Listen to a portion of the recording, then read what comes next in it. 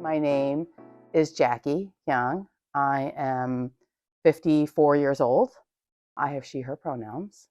I identify most days as a mother, actually all days as a mother and a wife.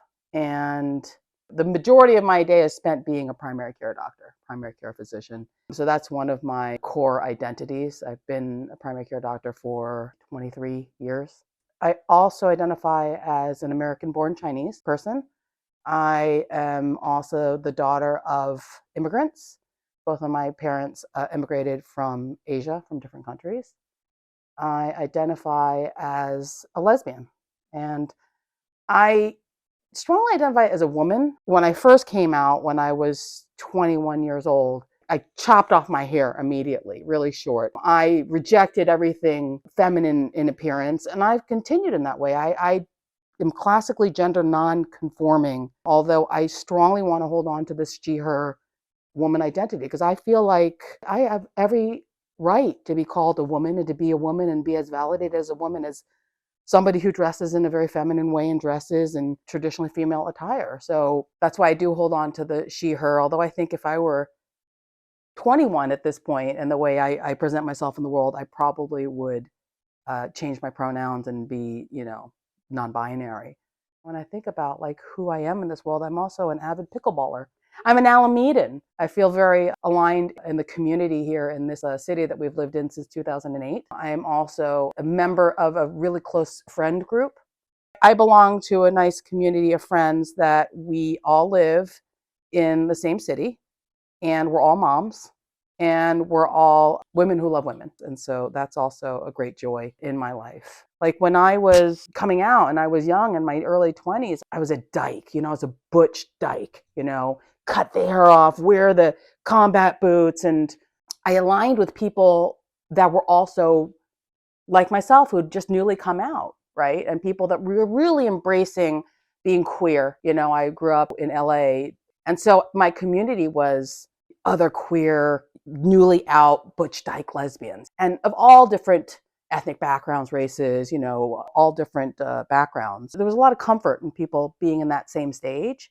And then when I ended up wanting to go into medical school, my community changed. I became a medical student, because that's what was the task, was learning how to be a doctor. And so in that stage, I joined the LGBTQ plus Medical Student Association, where I went to school in Philadelphia at Temple. And I remember we would host mixers, and we would have queer med students from across the city come to our apartment.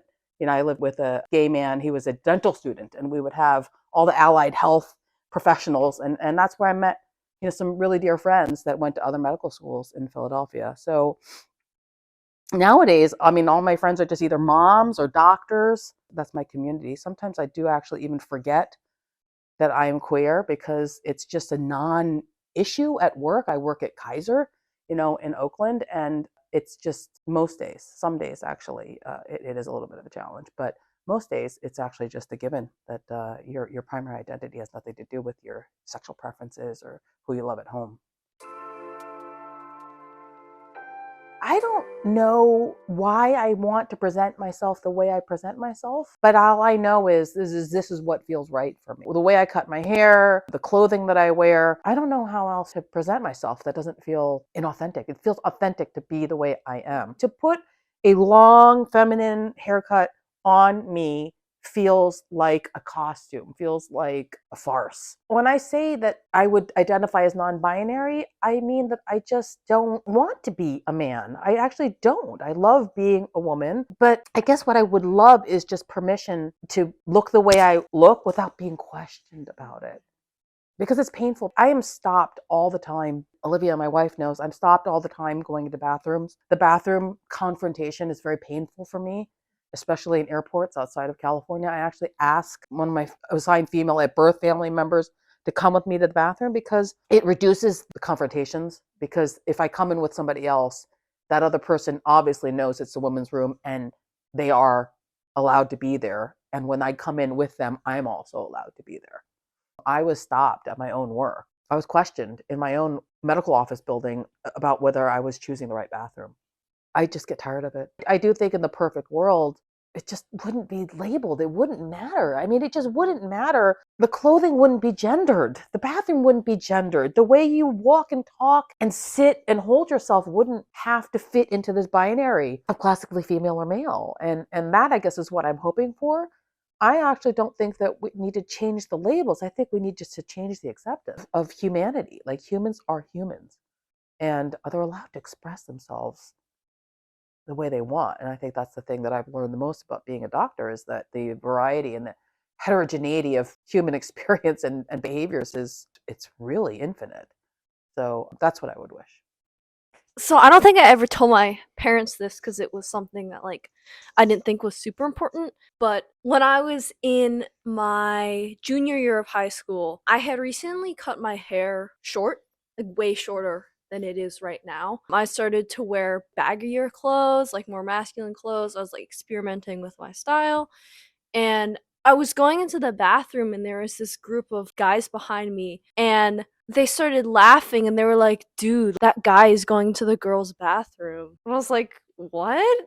And so after that, I was kind of more aware of how whenever I go into the women's bathroom, there is the possibility that people could perceive me as like a boy or like a man, especially if I am wearing less form fitting clothes. And I had never experienced that before. So it was kind of interesting because there definitely is a price to pay in such a cisnormative society for expressing yourself truly. It's such an uncomfortable feeling to make other people feel unsafe, even if that unsafeness is stemming from their own transphobic beliefs.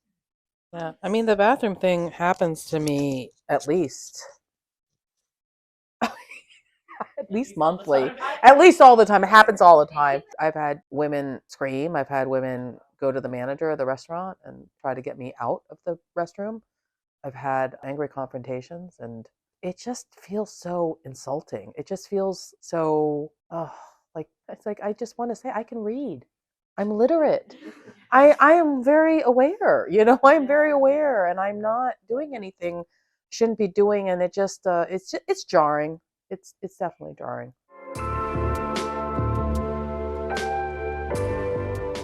At my work right now, I'm also part of a EID subcommittee at work where we're really trying to work on the primary care field.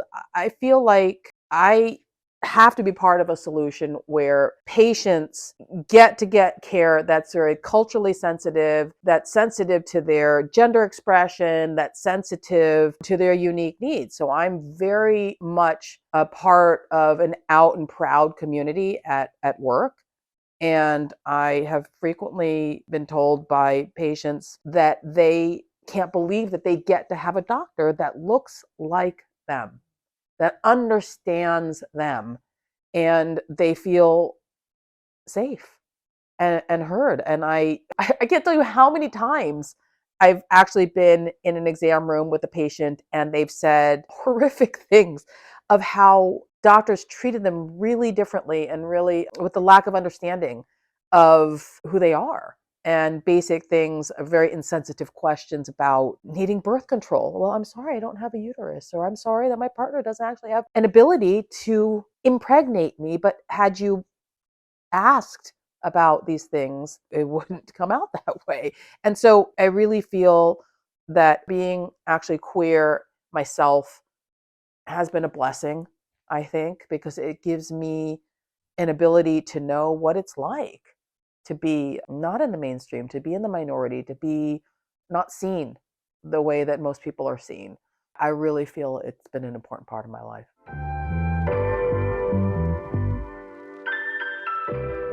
This is why I didn't come out until I was 21. Chinese values, filial, right? The first thing that my mother said when I came out to her was, "I always thought you would be a good mother," with this assumption that because I was gay that I wasn't going to be able to have kids, or maybe somehow shouldn't have kids. I can't tell you how many times family members have said in front of me, a child should have a father and a mother, right? It's extremely painful because my core identity is and has always been that I wanted to be a mother. I wanted to be a parent. I wanted to have kids since I was a teenager, actually. Duty, family values, loyalty, those are all things that I was raised with. And I was also raised with a religion, with Christianity. And to be gay is to be an abomination. I did reject that. You notice I don't say anything about religion and my identity because I had to reject that. That's not compatible with how I feel, about myself. And it's quite painful because the second I came out as gay, I lost more than half of my family. This actually angered my mother. My mother really came around. It angered her because she's one of 7 siblings and she dutifully goes to every niece and nephew's wedding and gives the envelope, the money, right? And when it came around to our wedding, all were invited and very few came. And the envelopes did not come, just didn't show. Yeah, just rejected it. Either RSVP'd and didn't show up or just flat out rejected. Yeah, we had paid for the seats and then we had to deal with the empty chairs and the last minute cancellations. So in a sense, I had to choose being gay or choose my extended family. I mean, I didn't lose my nuclear family, but one of the most painful things was when my sister didn't send her firstborn son up to see me and Olivia to visit up in San Francisco because there were bad people in San Francisco. That's how I found out later he wasn't allowed to come visit because that's what he told us that his father had said. And so it did take a lot of pain to get to the point where now that nephew is out and gay and thanks me almost every time he sees me for paving the way, for being the first in the family to come out, and for taking all of the quote unquote heat for that and paving the way for acceptance for him because he doesn't have to really deal with that right now. So we were very close with them and they weren't allowed to come to the wedding and they didn't even know that they weren't allowed to come, but they were so fearful and homophobic that it could rub off. That the appearance that they were coming and accepting our marriage would mean that he could be out and gay and that would be okay with them, which they were not. Love the sin or hate the sin, right? So accept the fact that you're gay, but don't practice it. Don't do that, right? I also remember you telling me, Mama, you said that you could never date an Asian person. Yeah, I think that I have said that to you before because, and I've tried actually. I did try to date 2 Asian women when I was younger, when I just came out. And it felt like, it was like I was with a sister or like a cousin. It felt too self. It felt too close. It felt weird. And I have to say that I not only have internalized homophobia that I know has been ingrained on me from my upbringing, I think I have internalized racism as well. For what is the perfect appearance for an acceptable house, an acceptable car to drive, an acceptable job to have, an acceptable clothing to wear, acceptable weight, acceptable makeup, acceptable beauty standards. And so I very much can tell you, I know exactly what my family would validate as valuable and beautiful and acceptable. And it is pretty much like the white version. If you didn't have the double lid, I have had family members that have this lid surgery to get rid of the monolid. I remember my mother when you were born. Oh, she has the lid. She has got the double lid, thank goodness. And those standards are Caucasian white standards of beauty. That's probably part of it too.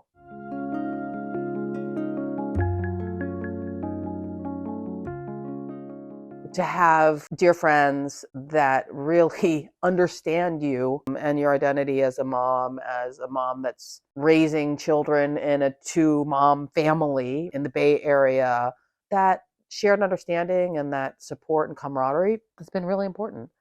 Feeling safe, feeling accepted, feeling like we have a community of peers that have our back.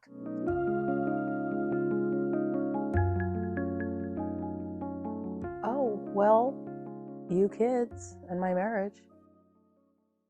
So, I mean, there had to be so many strides made for me to be able to create a marriage with my wife and to create a family. And there's a lot of pioneers, right? There's a lot of trailblazers and advocates that made it possible for us. That's a major part of what I'm grateful for. What are my hopes for myself and for the community? I really would like for people to stop being killed for just being who they are, for being the color that they are, for loving the people they love, for looking the way they look. I mean, I think that that's one of the very most basic human rights. I hope for systemic racism to be addressed. I really think the power structure and dynamics, it's a matter of life and death. I mean, I see people every day that die as a result of racism. It's directly and indirectly, you know. That's what kind of keeps me still going with primary care. And it's a very difficult job, but I really feel like people deserve to live a very full and long life. And I will keep working towards that. I want to have a long and healthy life. So my personal goals are to better my health every day, to get more physically fit, and to like show my patients how to do that as well. I hope for you kids to be happy, safe, and self-actualized and be able to do the things that you want to do. I hope for the same for my wife.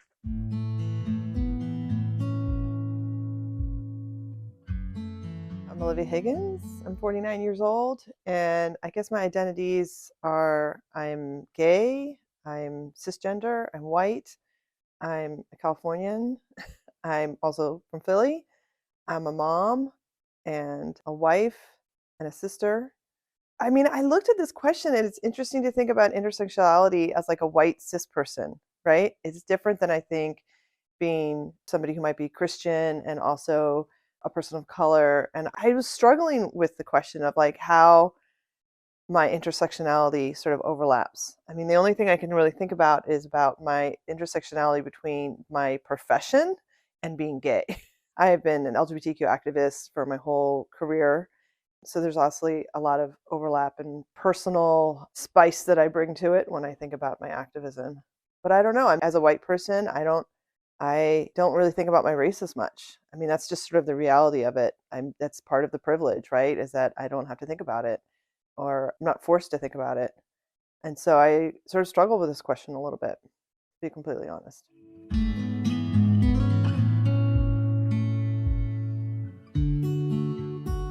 Coming out as gay when I was in my early 20s, it was walking away from what was expected of who I was, but it was also walking towards the queer community. And being part of the queer community in all of its rainbow beautifulness has been one of the joys and privileges of my life. It not only brought me to my beautiful bride and my children, but it also has been my focus of my career and everything else. The other thing is, I think that when I'm with my queer friends and my queer colleagues, that we have this common shared experience that we all understand. You know, we all have different journeys and we all have different identities and we all have different like relationships with our birth families, but we have this shared identity about what it means to be queer in the United States. And there's something so comforting and relaxing about being part of that queer community where I can just really be myself. I can just say certain things and people get it, right? I can be myself and people get it. I don't have to explain different elements of it. And so it's been absolutely beautiful to be part of it. When I was coming out, it was really painful. And it was many, many years ago, decades ago. And it was at a time where queer people in general had more challenges and we weren't as accepted as much. And I didn't know really what that was going to be. You know, I came from a place of privilege, being white and cis, middle class, all of that. And so I was walking into this other world, and it was this like remarkable experience where I was embraced by strangers just based part of my identity of being queer. And I think that that's how I'd answer the question.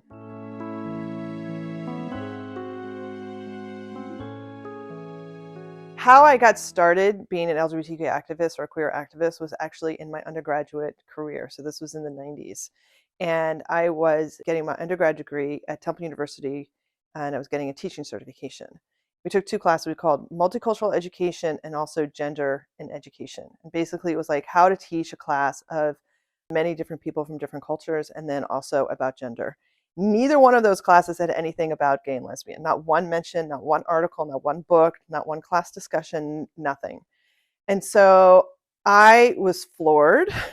And so I started a petition saying that basically I wanted to have the queer experience be part of the Temple University's College of Education program.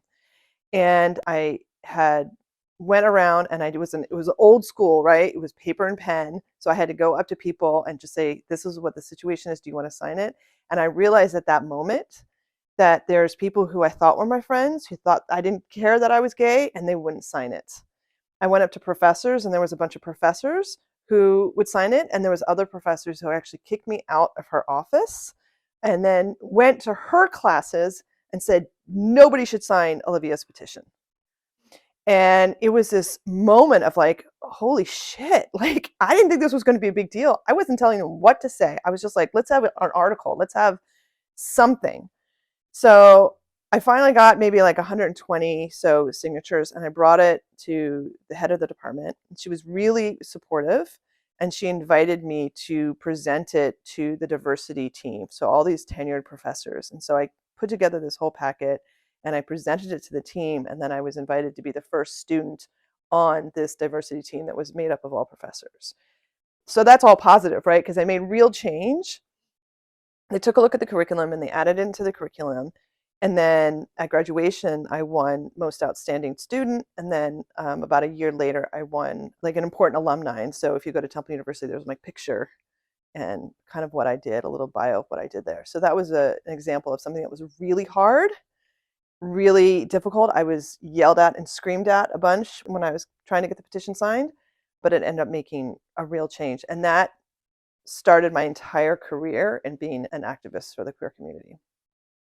I still have the binder that I put together for the faculty because again, this is before like anything. So I actually put together articles and put it into a binder, and then I made like 8 copies and gave one to each professor, and that was used as the foundation for the change within the school community. If you see it, just take it with a grain of salt. It's not what I would write now. It's a relic, yeah.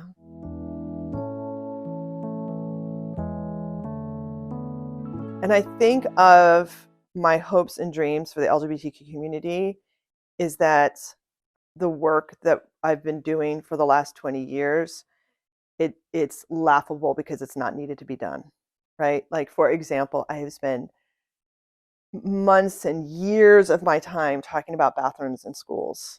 I work at an elementary school in the Bay Area, and I'm still having conversations to make our bathrooms inclusive so that all of our students can feel safe and supported.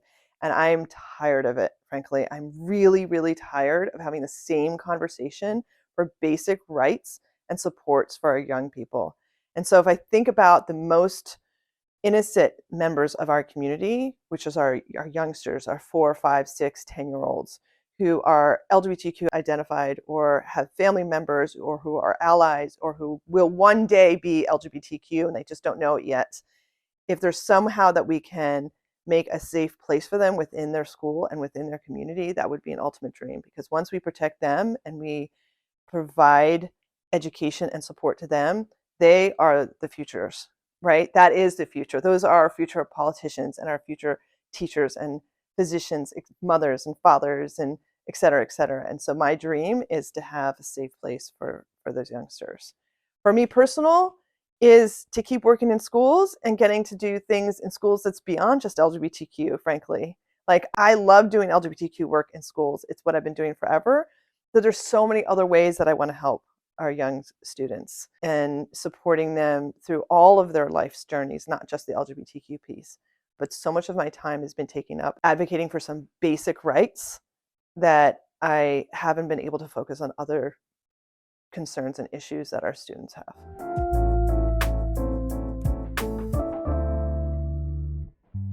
Yeah, that's a really big question. So do I feel supported in my community? It really depends. So my work has been in many different districts around the Bay Area.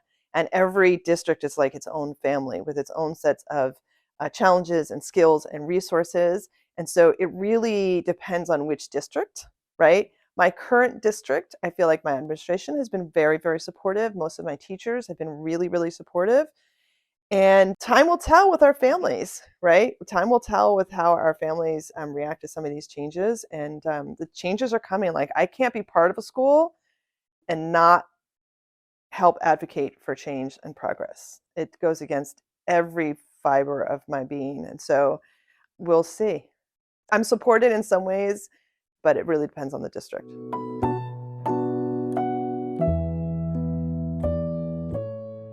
I will say one more thing about identity that I think is important. I think that I never thought about my racial identity until I married a person who was Asian. Because then I don't see the world through an Asian lens. I'm not going to pretend that I do, but I can see parallel, like next to somebody who I love deeply, and that has shifted my view on race and what it means to be a person who is not white in our society. And then, of course, I'm raising 2 children, and both of my children have different races. They're both mixed, but their actual makeup and the percentage is very different, and they look different. One looks more white, and one looks more Asian. And so it has been interesting navigating, and it has been complicated, and it has been beautiful navigating that and exploring race through the lens of a white person supporting my children and my wife. It was interesting because my kids, and maybe they can speak for themselves, there have been more challenges being a biracial family in the Bay Area than I think that there has been as being a queer family. My children don't look alike, so there was the questions about whether they're brothers and sisters. They don't have the same birth mom, so are they real siblings? Yes, they are, of course. My identity hasn't changed, but my understanding and my respect has been altered. I was the primary caregiver for the children, and there were so many questions. Of course, Katherine, my oldest, is Asian, and so there was always these questions of like, where did you get her? Where did you adopt her? And I'm like, well, technically I actually did adopt her, but I actually, like, I didn't, not like in the sense that people like think when they think adoption. Like, I didn't go to China and like take her from China. Like, it's not what we did. One question I got that really floored me, it was probably the most insulting question, was, how much did your daughter cost? And I really, really worked hard to always ask the question back before I would answer. So I would say, oh, that's an interesting question. How much did your son cost? You know, like, what is the cost of your child? And so that's how I used to respond to it. It was also really important for me not to get angry in front of my children, because I'm modeling their reaction. If I get angry, then they're going to think that maybe there's something wrong with them or the makeup of our family. And that was something I was really, really, really protective of. And I didn't want them to feel as though they were less than. But there was a lot of questions, especially when Dylan came into the picture, because Dylan's more white. And so they really struggled with like, what is going on with this family? Just to add on to this part of the story, when Dylan was born, he was platinum blonde. So we looked very strange to most families, and get separated at the airport. People would ask if we were adopted. Like, they would even ask me and Dylan, like, 5 and 6 year olds, like, are you adopted? Like, what's wrong with you? And I remember you told me about, we were at the zoo, I think, and we were in one of the exhibits, and I didn't want to leave because I'm a toddler at that point. And so I was screaming and crying. My mom was trying to lead me out of the exhibit, and the security guard stopped us, and she's like, "What are you doing with this child?" And my mom was like, "This is my daughter." And she thought that she was trying to kidnap me. It still happens today. I think just recently, just a couple weeks ago, yeah, we were waiting in line for Six Flags. There's this white woman behind us, and we had actually invited some of the donor siblings to come with us. We have a sperm donor, and there were 3 triplets who were coming with us, and they ducked under the line to join us. And this lady took one look at us, and she's like, She's like, "Excuse me, like, are you guys together? Like, are you guys waiting together?" Because she thought that they were just cutting her. So even now, people think that we don't belong together, even though the way that we express ourselves is so clearly that of a family.